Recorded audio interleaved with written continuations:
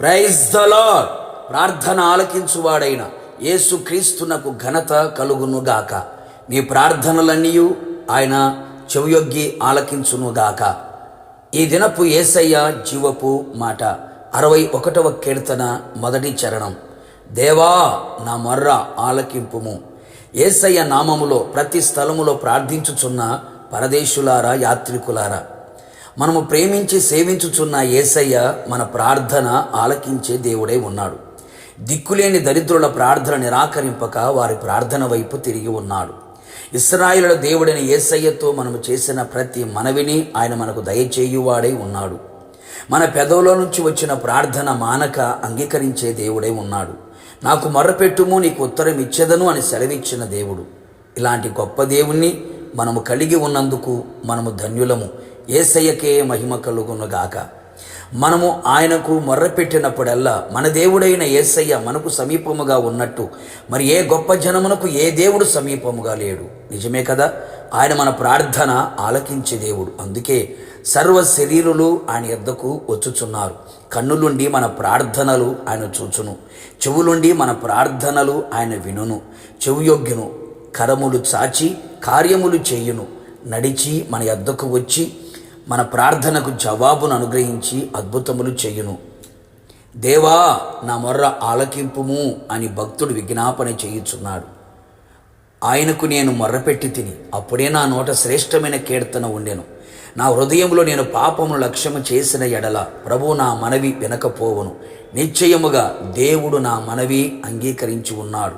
ఆయన నా విజ్ఞాపన ఆలకించి ఉన్నాడు. దేవుడు నా ప్రార్థన తుడిసివేయలేదు, నా యొద్ద తన కృపను తొలగింపలేదు. అవును ప్రియులారా, పాపుల మనవి ఆయన ఆలకించడు గనుక మనము మన పాపములను క్రీస్తు రక్తము చేత కడుగుకొని ప్రార్థించదము. పవిత్రమైన చేతులెత్తి, పవిత్రమైన పెదవులతో, పవిత్రమైన హృదయముతో మనము ఆయన సన్నిధిలో మొర్రపెట్టిన ఎడల నిశ్చయముగా ఆయన మన ప్రార్థన ఆలకించును.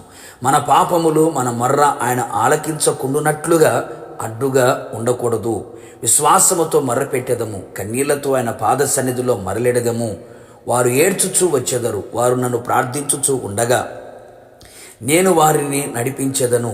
నిజముగా మొర్రపెట్టు వారికి సమీపముగా నిలిచి ఉన్న దేవుడు. కష్టకాలమందు యెహోవాకు మొర్రపెట్టిరి, ఆయన వారి ఆపదలలో నుండి విడిపించెను, కట్లను తెంపివేసెను, వాక్కును పంపి బాగు చేసెను, పడిన గుంటలో నుండి విడిపించెను. శ్రమలకు తాళలేక మొర్రపెట్టిన వారి మొర్ర ఆలకించి వారు కోరిన రేవుకు వారిని నడిపించెను. ఆయన వారిని ఆశీర్వదించెను, ఆశ కలిగిన ప్రాణాన్ని తృప్తిపరిచెను.